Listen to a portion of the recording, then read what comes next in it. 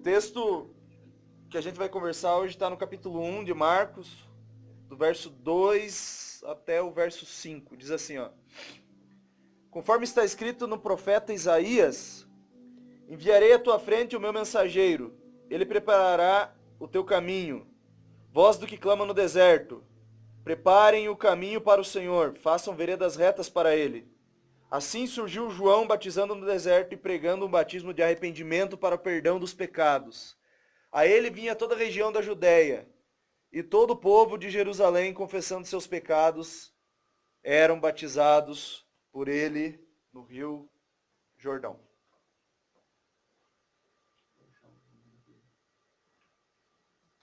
Ao vivo, irmãos, ao vivo rola essas coisas aí.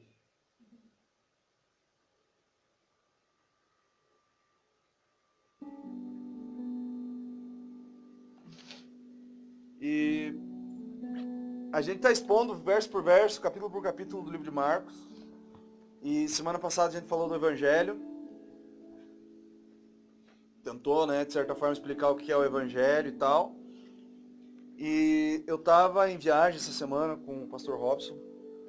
E era quinta-feira, dia 7 de setembro, e eu ainda não sabia o que ia pregar. Eu sabia que tinha que continuar no livro. Mas eu não sabia bem certo o tema da mensagem. E, cara, o que a gente ia falar especificamente, assim, porque o livro de Marcos, ele é chamado de evangelho protótipo, né? O que quer dizer? Dos outros saiu todos desse evangelho saiu todos os outros. Então, assim, as informações que estão aqui, elas precisam muitas vezes ser completadas pelos outros evangelhos. E a gente viajando ali, conversando com o pastor Robson e tal, e ele... Me veio esse tema no coração, voz do que clama no deserto, por causa do texto que se seguia. O capítulo 1, verso 1 vai falar sobre o evangelho, né? O verso 2 em diante vai falar sobre a realidade de João Batista e a história de João Batista, um pouco sobre a história de João Batista.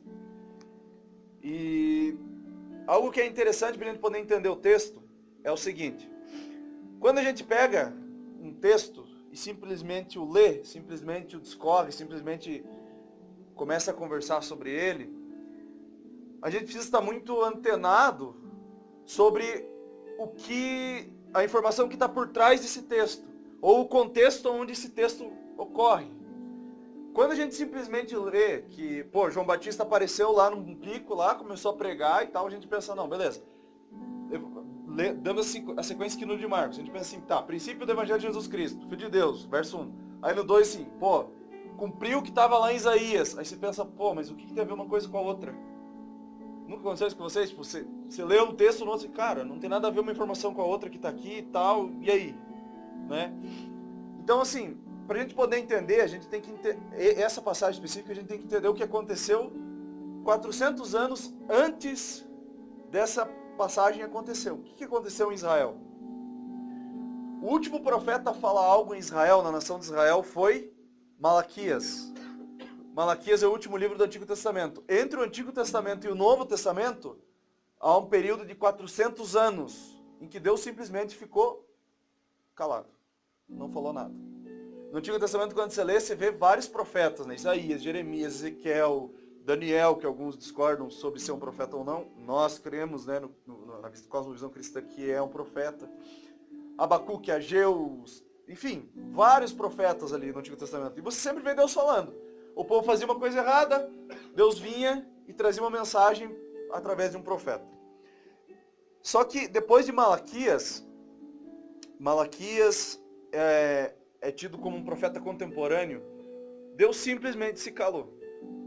Depois das profecias a respeito da restauração do templo, com relação à restauração do sacerdócio, a tudo aquilo que aconteceu ali no final do Antigo Testamento, Deus simplesmente ficou quieto, não falou mais nada durante 400 anos. Então você pensa, para alguém que se relaciona com Deus, ficar 400 anos, ou ficar, sei lá, uma semana sem ter um contato com Deus, já pesa. Você que está aqui, que tem um relacionamento com Deus, você sabe que, cara, você ficou uma semana sem orar, o bicho pega. Então assim, agora você imagina o que é uma nação 400 anos com Deus simplesmente quieto. Deus não falava absolutamente nada. Nada. Depois de Malaquias, cessou o silêncio profético. Lendo alguns rabinos, eles reconhecem isso. Os rabinos eram estudiosos do Antigo Testamento e tal. E eles falam, se eu não me engano, é no Midrash. Midrash é um conjunto de ensinamentos da cultura judaica. E ele vai falar assim, que depois do último profeta, Malaquias, o Espírito de Deus ele não falou mais através de homem algum. Então o que acontece? Depois de Malaquias, Deus nunca mais falou. Até essa passagem aqui. Até esse momento da história. E cara, nesses 400 anos aconteceu uma reviravolta assim, ó, no mundo. Antigamente, até a Primeira Guerra Mundial, mais ou menos, eu acredito, até na Primeira Guerra Mundial ainda existia. Mas quem aqui já ouviu falar de império? Império Babilônico, Império Bizantino, Império Austro-Húngaro, sei lá quantos, Império das Trevas. Quem já ouviu o Império das Trevas? Todo mundo ouviu no Império das Trevas. Então, assim, houve várias sucessões de império nesse tempo.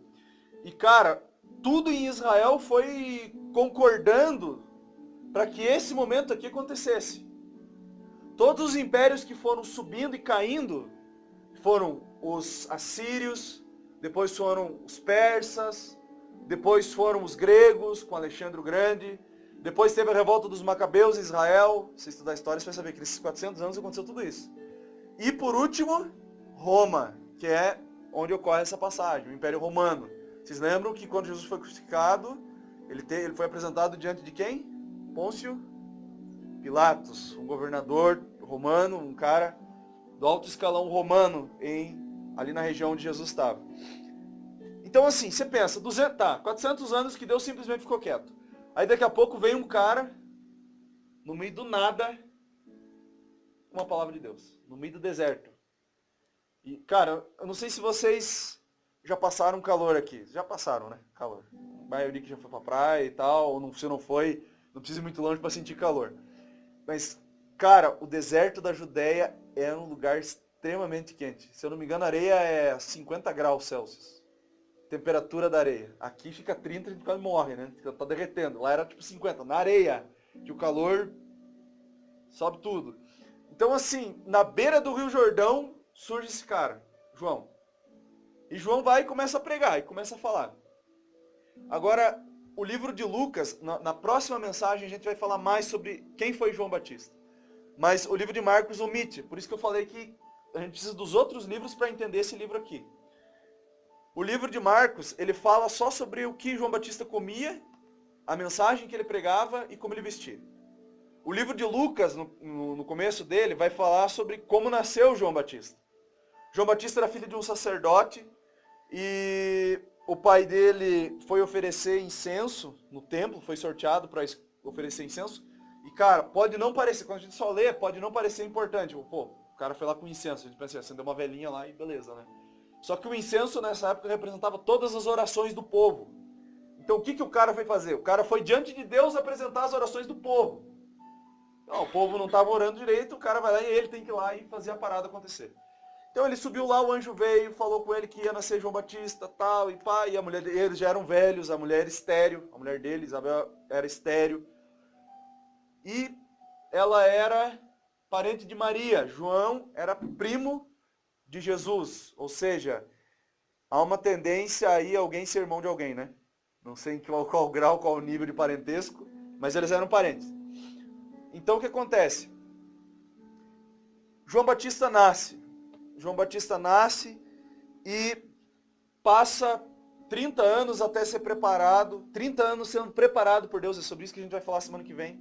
Eu não quero me prender muito nessas informações aqui, mas 30 anos João Batista é preparado por Deus para chegar nesse momento aqui e pregar essa mensagem. E o ministério de João Batista durou apenas 1 ano e meio.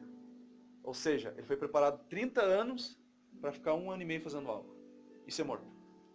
Essa foi a história de João Batista. A gente vai falar semana que vem. Se você quer ouvir mais isso aí, vem a semana que vem que vai ser legal também. Tá, e beleza. João Batista apareceu no deserto pregando. E na época de João Batista existiam 4 grandes grandes galeras, assim, vamos dizer, né? Tinham os caras, que nem aqui tem os caras que são os playboy, né? Na minha época tinha os caras que eram os playboy, os que eram do tráfico, os que eram bandidos, que eram não sei o que, não sei o que. Não que traficante não é bandido, né? Mas tinha toda essa galera, tinha as classes, assim, né? E na época de Jesus também era assim. Tinham os essênios, os zelotes e os dois mais famosos que estão na Bíblia, que são os fariseus e os saduceus. Eram galeras judaicas, assim, galeras da religião. No nosso meio tem o quê? Tem os tradicionais, tem os pentecostais, tem os sobrenaturais, né? Tem tudo, né? Tem os anjos, tem os querubins, tem tudo isso aí. Então, assim, naquela época existia os fariseus, que eram os opostos dos saduceus. Você vai ver as tretas deles ali em Atos dos Apóstolos, você vai ver muita confusão entre eles.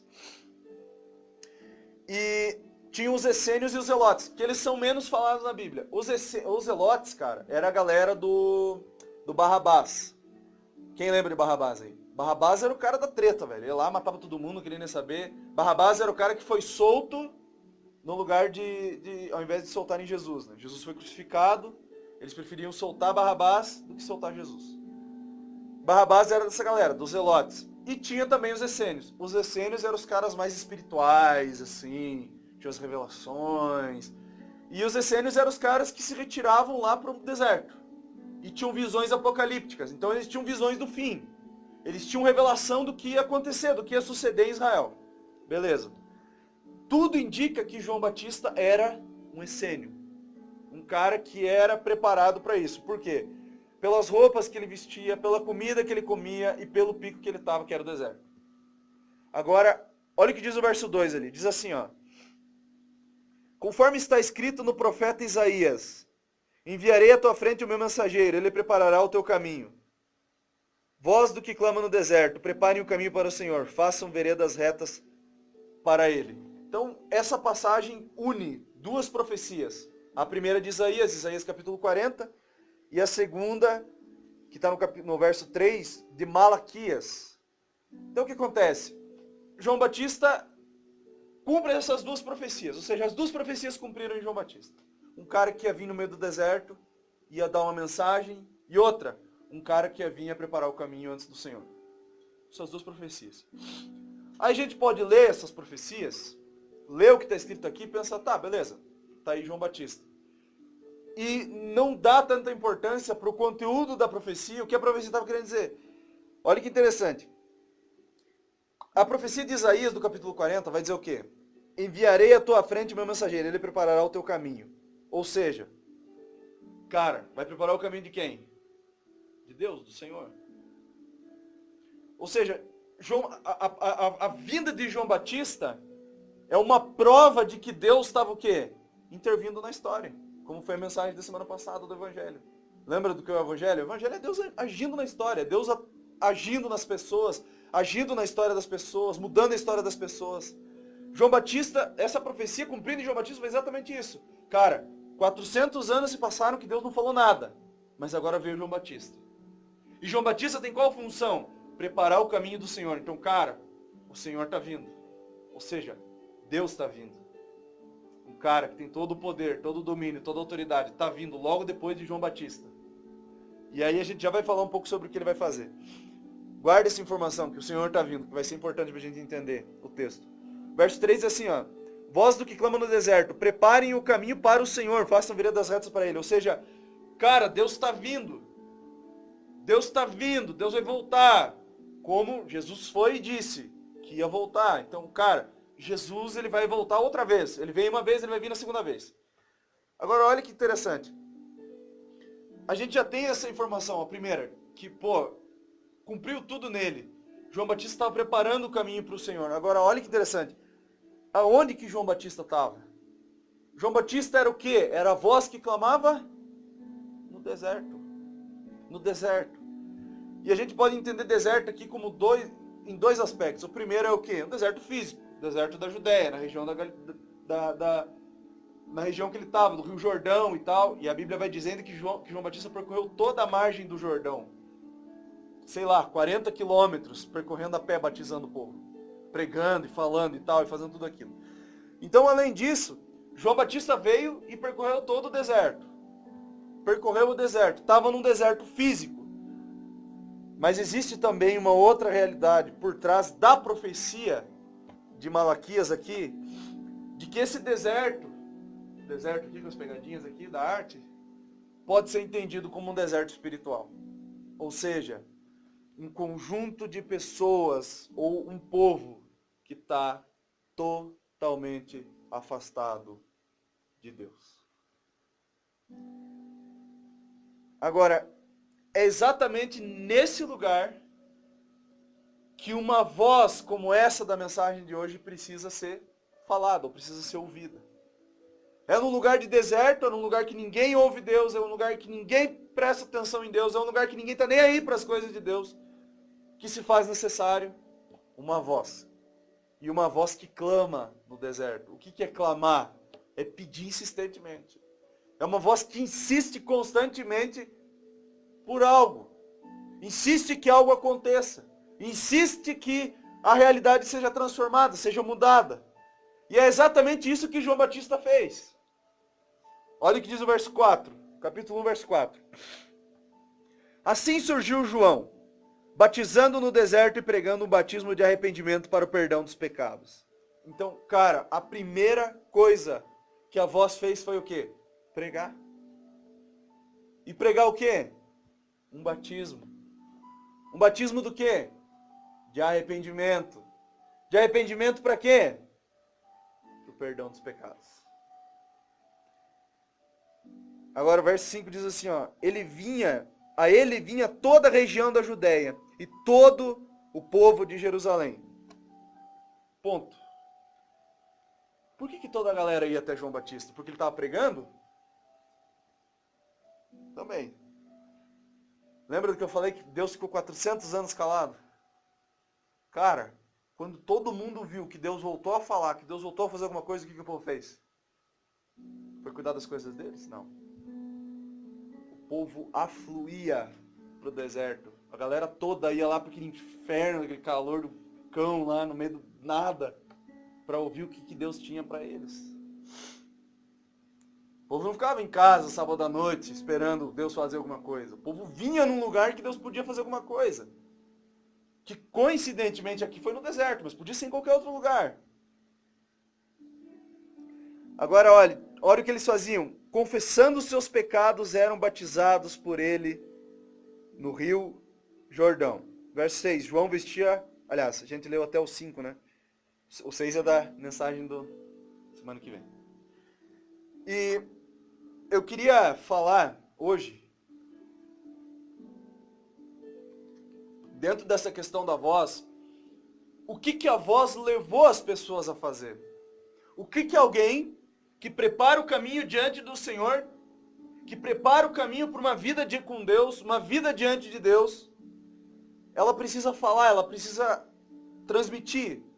E o que uma pessoa que está afastada de Deus precisa ter para se aproximar dele? O primeiro ponto que a gente vê aqui é o que diz o verso 5. Diz assim, a ele vinha toda a região da Judéia e todo o povo de Jerusalém, confessando os seus pecados. O que isso quer dizer? Cara, todo mundo vinha e falava livremente. Cara, assim, ó, você imagina uma multidão. Eu imagino que ninguém chegou para João Batista. João, pequei, mano. Não conta pro cara ali não. Tinha uma galera, velho. Todo mundo, tava como nós aqui. É como se nós agora começasse aqui. Ó, eu fiz isso ontem. Ó, eu fiz isso antes de ontem. Não, hoje, agora, antes de vir pra cá.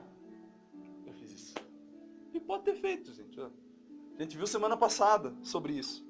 Você que veio, sabe a resposta, né, pra essa questão. E, cara, a primeira coisa que a gente precisa entender é que só confessa quem entende que está errado. Quem não entende e não reconhece que está errado, não vai confessar. Não vai confessar. E o que é pior? Vai achar que está tudo certo. E quando acha que está tudo certo, aí você começa... Aí você precisa começar a se preocupar, sabe por quê? Porque provavelmente você está beirando um abismo, prestes a cair, e não está vendo. Eu brinco, falo para os meninos que algumas situações da vida são como uma forca. E a forca está aqui, ó. Se você deixa de confessar, deixa de falar aquilo, você sobe a escadinha, coloca o teu pescoço na forca e fica lá, pendurado pelo pé. Assim. E no teu equilíbrio ali, você fica dependendo de você mesmo.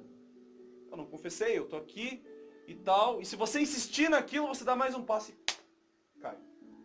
E vocês sabem que o salário do pecado é a morte. Então, só confessa quem o quê? Quem reconhece o erro. E convenhamos, todo mundo aqui está errado. Primeiro que falar aqui que está certo, me atira uma cadeira dessa aqui. Eu vou pegar o teclado aqui. Pá, pecadores, não, tô brincando. Todo mundo está errado, gente. A gente viu semana passada. É por isso que Cristo veio. Por isso que Jesus morreu numa cruz. Não é pra gente ser igreja e aleluia, irmão, ser crente. Não. Não, isso é outra história. Só confessa aquele que olha para dentro de si e vê, cara, eu tô errado, eu preciso mudar. Eu preciso mudar. Quando o apóstolo Paulo escreve sua carta aos Romanos, capítulo 3, verso número 26, ele vai falar, todos pecaram, todos estão destituídos da glória de Deus. O que isso quer dizer? Cara, é todo mundo.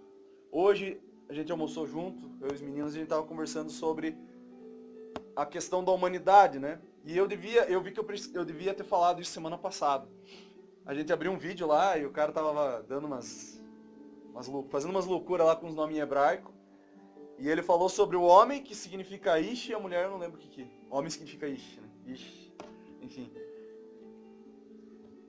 E agora, o que é interessante é que humanidade do hebraico é traduzido como Adar, a palavra Adar. Adar, traduzido para o português na Bíblia, é Adão. Ou seja, quem pecou no Éden foi quem? Adão, ou seja, toda a humanidade pecou junto com ele. Todo mundo errou, todo mundo foi para as trevas junto com ele, entendeu? Então assim, quem que vai confessar? É aquele que olha, eu reconheço isso aí, cara, eu não consigo mudar mesmo, não adianta. Não tenho, eu quero, mas eu não consigo. Quem é que é assim? Quem aqui não quer e não consegue? E ninguém levantou a mão, né? Cara, o primeiro ponto para uma confissão é o quê? É reconhecer, é olhar para dentro de si. Cara, eu não consigo. Eu não sou quem eu acho que eu sou, não. Eu tô errado. Eu tô muito errado. E eu preciso mudar. E mais, eu preciso de ajuda para mudar, senão eu não vou conseguir.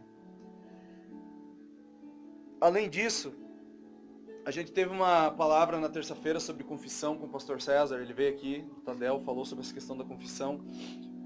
E confessar nada mais é do que você vir e trazer a luz.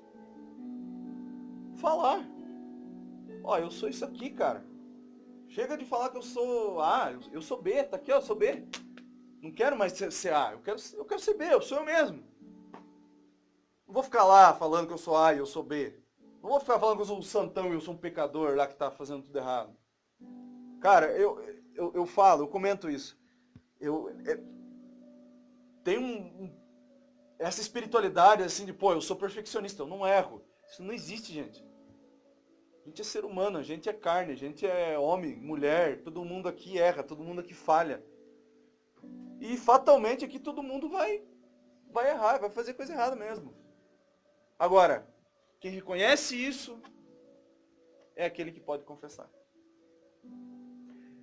Segundo ponto, e esse é sucessor à confissão, é o batismo. E eu não sei se alguém já te explicou a realidade do que é o batismo, mas eu sei que alguns aqui já são batizados, né? Nas águas, foi lá, desceu água e tal. E eu não sei se você sabia o que estava fazendo, mas o que o batismo simboliza? Batismo simboliza compromisso. O batismo significa eu estou comprometido com isso. Então qual que é a primeira parte? Você está errado, você confessa, e como prova que você confessou, e que você confessou, e que você reconheceu que está errado, é você fazer o quê? Aliás, gente, recapitulando, não é eu inverti o ponto. O segundo ponto não é batismo. O segundo ponto é o arrependimento. Qual que é o primeiro ponto? Você confessa, você reconhece que você está errado. O segundo ponto, antes de você batizar, é o quê? É se arrepender. E a gente pensa o quê? Arrependimento é o quê? Não, eu estou arrependido. Eu não quero mais fazer aquilo. Não é, gente. Não é isso. Não é remorso. Não é ficar triste. Não é morrer porque errou. Não. A palavra arrependimento do grego significa metanoia. Que traduzido para o português significa, o bom português popular é mudança de mente. Esse pano aqui é branco. Tá vendo esse pano aqui? É branco. Esse tecido aqui é branco. Tá certo ou não? Não tá? Por quê? Opa, arrependi. É preto. Entenderam? Isso é arrependimento, gente. Tem nada de, meu Deus, é algo que vem e, sei lá, faz qualquer coisa. Não. É mudar a mente. Você faz burrada a vida inteira. Você olha para aquilo, isso me faz mal. Isso me faz mal, isso não me faz bem, eu não quero isso. Eu vou pedir ajuda. Você vai pedir ajuda. Aí a pessoa começa a caminhar com você e você começa a mudar. Você arrependeu. Não significa que você não vai mais fazer. Significa que a tua mente está diferente com relação àquilo. Você parou de pensar naquilo como uma... Cara, eu tinha muitos complexos antigamente sobre essa questão. Eu achava que tudo era pecado, que eu não podia fazer nada, que eu não podia viver, que eu não podia... Nossa, era terrível. E quando eu pecava, era um... Assim, a mão de Deus estava pronta assim para me fuzilar. Eu pequei, pá, acabou. Deus me matava. Com o passar do tempo eu fui vendo que o arrependimento, que é essa mudança de mente, é necessária cada ação que a gente faz, seja ela certa ou não. Muitas ações que a gente faz certas, querendo fazer o bem e não consegue, muda a mente, a gente se arrependeu. Se arrependimento é mudança de mente, é simplesmente você olhar para aquela situação e pensar diferente a respeito daquilo. Eu tive uma situação ontem com relação a isso. Um amigo meu recebeu uma mensagem, uma notícia, de um cara, e assim, se vocês conhecessem o cara, antigamente vocês iam ver o que ele ia fazer. E um cara ameaçou ele, falou um monte de coisa, e pai, até hoje no almoço nós estávamos falando sobre isso. O cara veio e esculachou ele por mensagem. Ele pegou assim, mano, olha isso, cara. E eu tomei pra mim a dor dele, eu falei, cara... Ai, se eu não sou crente nessa hora, né? Então assim, brincadeira, pessoal, mas assim, na hora, eu comprei a dor do cara, cara, nós vamos atrás desse cara, velho. Qual foi? Vamos deixar o cara ficar falando essas coisas aí, você, pá, nem te conhece. Aí hoje eu tava conversando com o cara, mais cedo, e ele me falou sobre a resposta que ele deu pro cara. O cara desceu a lenha nele, falou, nossa, você isso e aquilo, você... Ele só falou, cara, você não me conhece, você não pode falar isso de mim. Uf, acabou o assunto. Falei, cara, antigamente ele pegava uma mesa e pá no cara, sei lá, fazer qualquer coisa. Hoje, o cara dá uma resposta dessa. Por quê? Porque ele reconhece que é errado bater nos outros? Não, porque ele mudou a mente dele. Ele percebeu que não vale a pena, que vai fazer mal pra ele, vai fazer mal pro outro fazer aquilo. Então o que ele fez? Mudou a mente. Se arrependeu do que ele fazia antigamente. Conseguiram entender? Então não é, vem desce um negócio em você e se, parei de pecar, gente. Aleluia, glória a Deus. Não existe isso, gente. Para de pensar que isso é uma verdade, porque não é. Tudo uma máscara para dizer que você nunca mais vai errar na vida. Semana passada a gente conversou sobre isso. Cara, é impossível viver sem pecar, talvez, sei lá. Eu tive um pastor no seminário, ele falou que você pode viver sem pecar, mas você nunca vai saber isso, que você não está pecando. Com base em 1 João, lá quando ele fala que se alguém fala que não tem pecado, esse é mentiroso, já pecou. Então assim, não, tô em santidade, já era. Já pecou, já foi para as trevas já. Então, cara, a gente é tudo pó, tudo farinha no mesmo saco. A gente tem que reconhecer isso e reconhecer que a gente precisa de ajuda. E mais, a gente não precisa, de certa forma, mudar quem a gente é de fato e viver ser outra pessoa. Eu sou o Richard, amanhã eu sou, sei lá, o Robson, a título de ser aceito por Deus. Não precisa, gente. Não precisa. A gente viu isso semana passada e viu isso agora de novo. Amém? Então, o primeiro ponto é confissão. Confessou, cara, eu tô com dificuldade nessa área. Eu tô com dificuldade com as minhas finanças. Eu tô com dificuldade na área sexual. Eu tô com dificuldade com umas drogas. Eu tô com dificuldade com a bebida. Eu tô com dificuldade com umas tretas, com as confusão. Eu tô com dificuldade com tudo. Na minha vida tá um caos. Você já reconheceu que você está errado. E você confessou. O que você vai fazer agora? Você vai mudar a tua mente com relação a tudo isso. Você vai começar a pensar fora da caixa. Você vai começar a olhar por outro ângulo a situação. E vai começar a se arrepender. Vai começar a mudar. As coisas que eu fazia ontem, muitas das coisas que eu fazia ontem, eu não faço mais. E muitas das coisas que eu fazia ontem, eu faço hoje e às vezes faço pior. Sou gente. Sou gente. Quem não é assim que jogue 2 cadeiras. E a terceira, agora... Já falei que eu jogo teclado. A terceira e a última... A terceira e a última, e agora que eu inverti ali, né? É o batismo. Cara, você batiza quando? Você reconhece que você está errado. Você reconhece que você está errado. Você confessa o seu erro. Você muda a sua mentalidade com relação ao seu erro, as coisas que você faz, a tua vida, a maneira como você leva. E então você olha e fala assim, opa, eu quero um compromisso com isso. Eu quero um compromisso com essa mudança. Eu quero ser comprometido com essa nova realidade de vida que está proposta para mim. Seu batismo. E aí vem alguém, te mergulha na aguinha lá, ou te joga água na cabeça, ou sei lá, faz o que for. Seu batismo, gente. Agora, um parênteses, por que é importante entender isso? Porque o batismo, na verdade, é uma das questões mais cruciais da fé cristã. Quando você é batizado, você está falando assim, opa, eu quero um compromisso com Cristo de fato. Eu quero um compromisso com o que Jesus fala.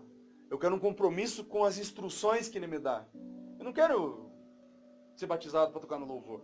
Eu não quero ser batizado para ser pastor. Eu não quero ser pastor, eu não quero ser batizado para ser líder de célula. Não. Você tem que ser batizado porque o batismo é um compromisso com Cristo. Você está assumindo para uma comunidade, para uma igreja local, que você está arrependido, que você confessou os seus erros e que você quer uma mudança de vida. Isso é o batismo. Isso é o batismo. O batismo você só simplesmente diz para todo mundo, para Deus e o mundo, né? Que você está comprometido com aquilo, que você quer mudar, que você tem uma vida nova.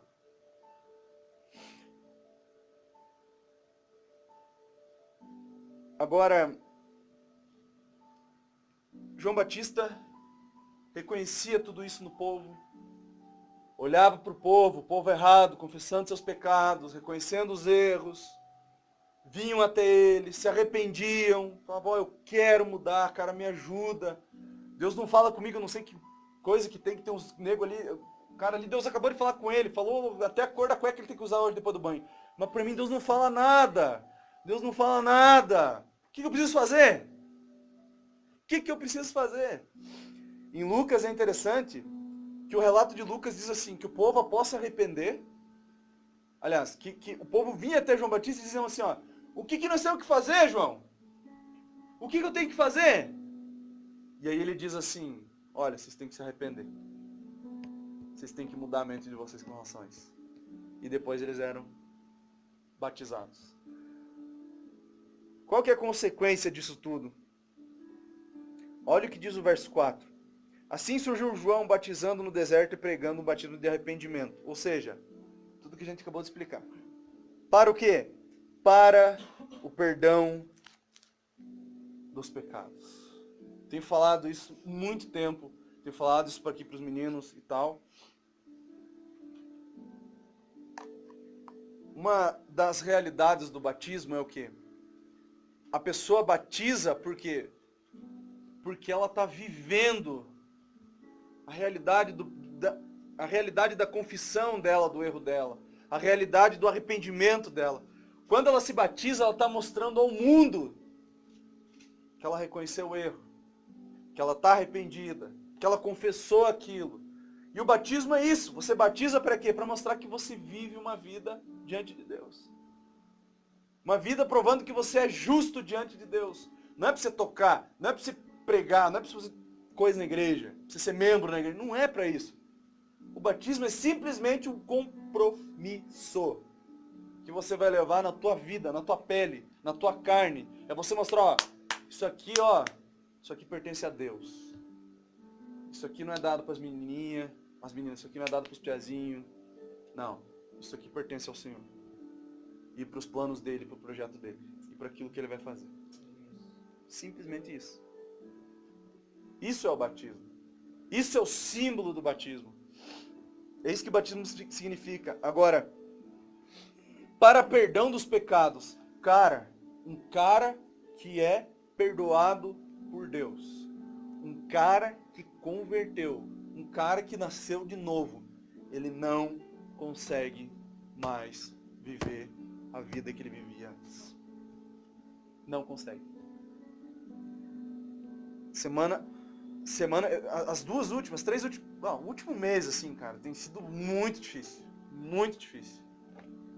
Muito difícil. Eu não sei pra você como é que tem sido, mas pra mim tem sido bem complicado. Cara, teve dias, tava conversando com o Johnny até, tinha dias que dava vontade de pegar o carro, pegar um dinheiro, sair, cara, vamos, sei lá, desculpa a palavra, né? Vamos se drogar aí, cara, num canto aí, ficar lá, velho, na brisa. Não fez nada. Vamos ferver o caneco, velho. É nóis. Por que eu não fiz isso? Porque eu não consigo. Eu não consigo. Por mais que eu queira me afastar de Deus, eu não consigo. Por mais que a situação aparente ser contrária a tudo que está acontecendo, eu não consigo sair da presença de Deus. E é exatamente assim que uma pessoa que nasceu de novo se comporta. Não existe essa questão de desviou da fé. Se desviou é porque nunca foi. Os que Deus deu para Jesus, ninguém tira da mão dele. Isso é o que a minha Bíblia fala. Os que saíram do nosso meio saíram por quê? Porque não eram dos nossos. Então, tudo isso ocorre por quê? Porque realmente existe um deserto. E realmente existe um povo que está seco. Que não possui Deus. Que não possui o Espírito Santo. Que não pertence a Cristo. Que não serve a Cristo. E é para esse povo que uma mensagem como essa vem. É para esse povo que uma mensagem como o Evangelho que foi pregado semana passada vem. A realidade de que não é o que a gente faz, não é você estar aqui que vai mudar alguma coisa. Não, é o que foi feito por você. A confissão, o reconhecimento do erro, o arrependimento e o batismo só são possíveis por causa de uma coisa. Por causa da cruz de Cristo. Por causa daquilo que ele fez. Porque se o véu do templo não tivesse rasgado no momento em que Cristo morreu na cruz do Calvário, até hoje eu e você teríamos que estar matando vaca, carneiro, ovelha, bode, tudo que até bicho se imaginar, e levando lá para ter perdão dos pecados. Mas hoje, pela morte do justo, o injusto, que somos nós, recebe o perdão incondicional dos erros. Isso é graça, isso é evangelho, isso é amor de Deus. E é isso que ocorre quando a gente faz o quê? Reconhece que está errado. Reconhece que está afastado de Deus. E reconhece o quanto Deus nos ama, o quanto Deus nos quer, ainda que a gente seja a maior treva da face da terra.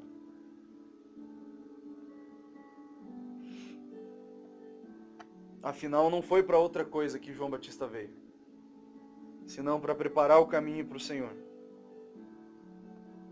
Para vir anunciando essa mensagem antes de que Jesus viesse. Ou seja, Jesus veio e o povo já sabia. A gente está errado. A gente precisa se converter. A gente precisa de arrependimento. A gente precisa de mudança. A gente precisa de um batismo. A gente precisa de compromisso com esse Deus. Eu queria orar nesse final para a gente terminar. Você ora aí no seu lugar, a gente ora aqui na frente.